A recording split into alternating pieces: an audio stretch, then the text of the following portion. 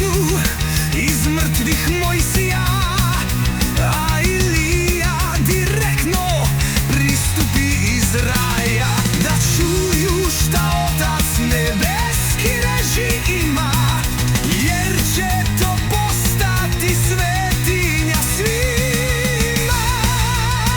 U slavi punoj Isusa blista, preobraženje dogodi se zaista. Carstvo nebesko otvori se tada i svet obasjašaše ljubav i nada.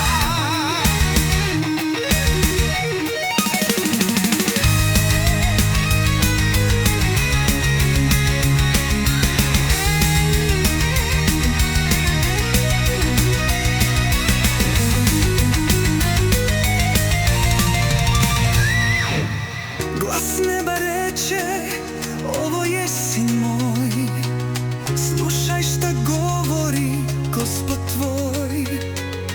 Ali ne pre nego što sebe žrtvuje i milost i ljubav svima podaruje. U slavi punoj Isusa blizu,